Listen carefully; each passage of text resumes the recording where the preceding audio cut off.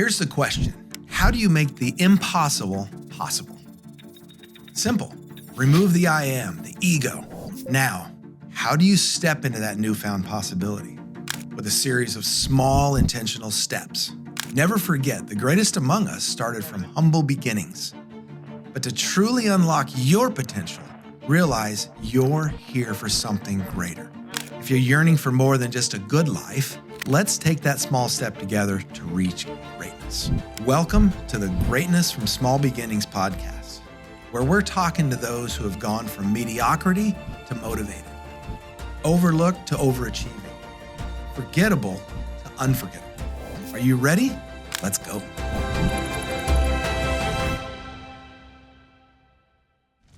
Hello, everybody. Hello.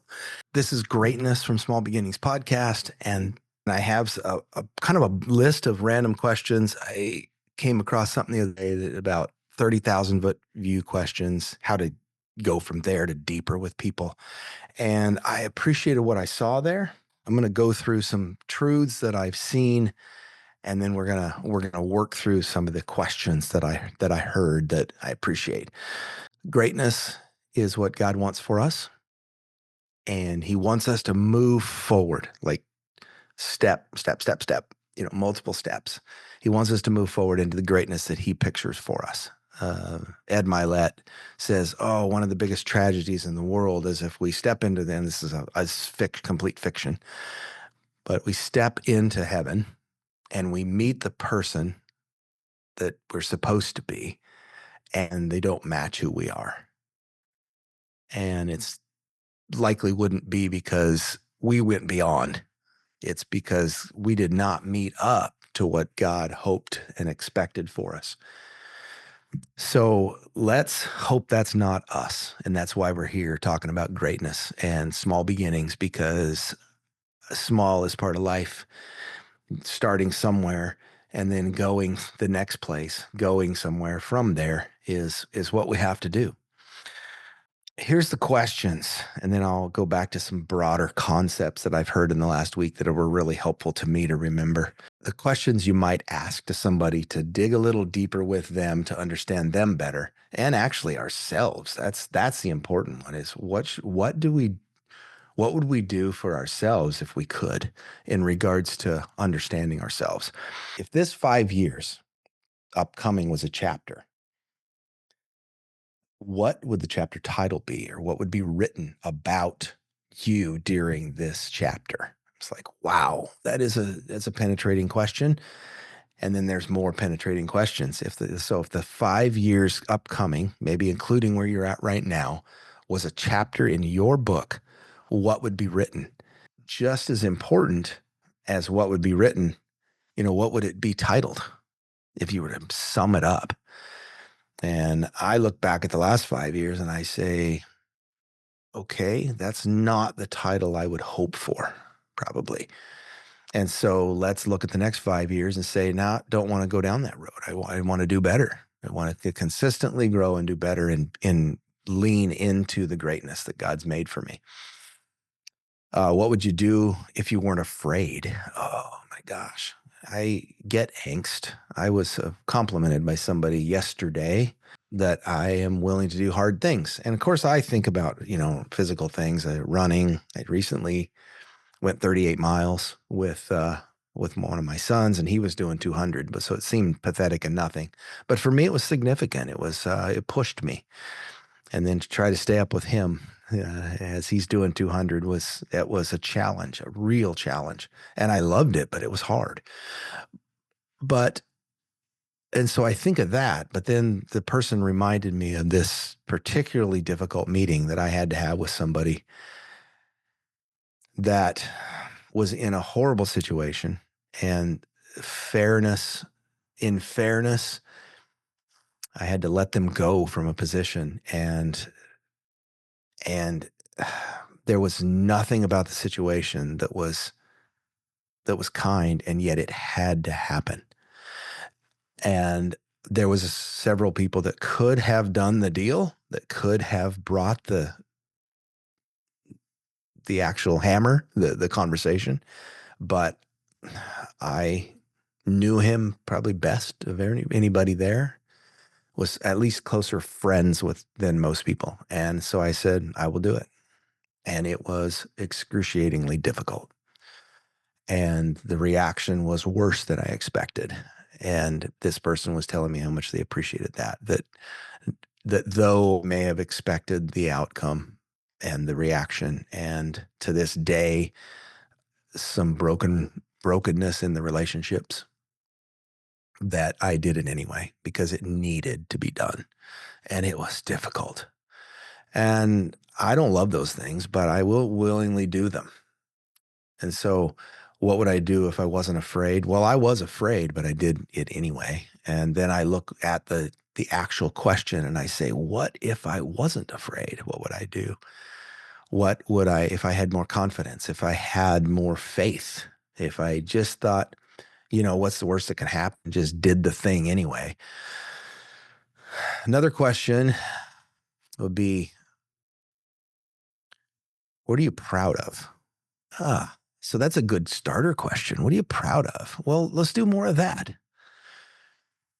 So I'm talking, I love sitting down with young people and saying, hey, where do you want to be in 5 years? And then let them talk and then kind of hone in on, well, if you did this and you did that, and what if you did that? And do you think that would get you to that 5 year? Or is there really something else you'd rather do? And most cases, you have to unwind it, unpeel the onion, so to speak, into layers. And then another question might be, if we met a year from now, what would we be celebrating? As in, what's your year's goals and how are you going to get there? And if indeed those are the right goals, then what should they be your right goals? And what are we going to be celebrating? Not some mediocre accomplishment, but what are we going to celebrate? Anyway, I appreciate that question. Then we go into some deeper questions. What commitments have you made that you no longer believe in? Hmm. So that's a one for deep thought. To some degree, we need to peel open what we have in the past and understands the things we've committed to or the things we're doing may not match the being that we want to be or that we're supposed to be, the purpose that we're put on earth to be by God. It's really good to reflect on that. What commitments have you made that you should unmake? Over time, finish what you're doing. But if you don't believe in them, then you're not going to do great at them anyway. More penetrating questions. So it's similar to the other one. What is the no or the refusal you keep doing? You keep postponing. Like what thing are you saying no to? That so on the opposite side of the coin of commitments, what do you keep postponing that you're saying no to, but you should say yes to? Let that coin flip over and say yes to the thing that will light you up and produce more fruit in your life, more fulfillment. And I'm honestly not good at this. I'm distracted. I'm very reactionary by nature. And me and my wife were really good at it. We learned it from both of our sets of parents and the families we were in. Just react to what's going on. And in one of those families, sometimes there would be things created to react to bring the family together. And that wasn't necessarily a good pattern. But one thing I hope to pass on to my kids and have to some degree, and would like to continue to pass on something healthier to my kids and grandkids, is to be proactive in growth so that you're not saying no to things that you should be saying yes to, or that you should consider as a possible yes and set a timeline on it, even if the timeline moves. So another one is what gift do you have? And this may take some assessments. This may take some real looking at yourself and maybe some actual get in and do some pay for some assessments on yourself. What gift are you holding back? It's a good question. And then related to that, what talent do you have that you're not using? For you who believe in God, the spiritual gifts that when you became a believer, like you tend to certain things that you're capable of, but there's spiritual gifts that kind of grow out of that, and God gives you giftedness, and how are we going to use those things also? So that's something really to consider. And then some penetrating questions that I'm not sure if you ask these to others, but maybe you need to ask ourselves first and get good at asking them is, I heard a sermon recently on worship, and the uh, the person speaking, great job, said, "We're going to worship something. What are you going to worship?" That's the question. What are you going to worship? You're going to worship something. What will you worship? And we were made to worship. So we're going to have idols to some degree in our life. We need something to focus on.